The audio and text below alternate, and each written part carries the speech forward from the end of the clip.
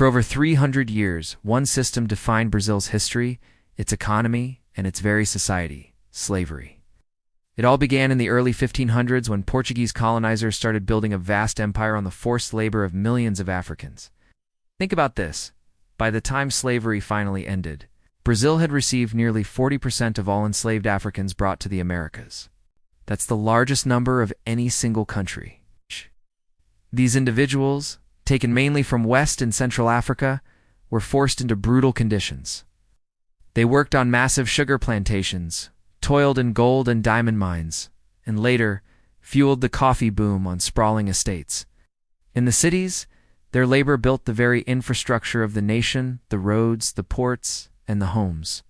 All this work generated enormous wealth for the colonizers, but for the enslaved, life was a cycle of violence, exhaustion, and the constant fear of punishment or being torn away from their families.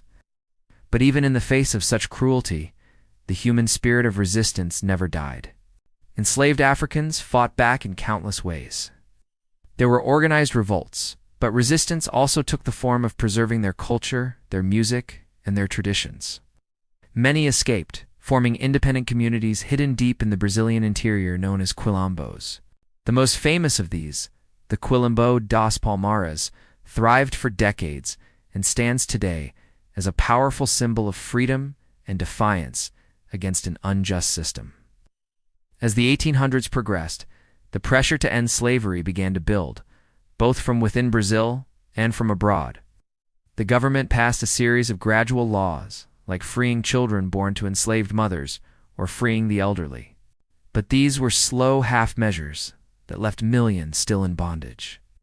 Finally, on May 13, 1888, Brazil became the very last country in the Western Hemisphere to abolish slavery with the signing of the Golden Law. But this long-awaited freedom came with a devastating catch.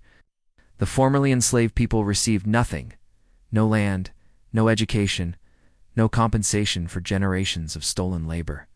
They were left to fend for themselves in a society that was still deeply prejudiced against them. The consequences of that decision continue to echo through Brazil today. They are visible in the deep racial inequality that persists and in the ongoing struggles for social justice and recognition.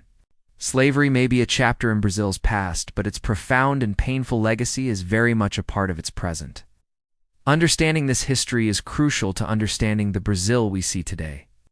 Thanks for watching, and if you found this informative, please consider subscribing for more stories from our shared global history.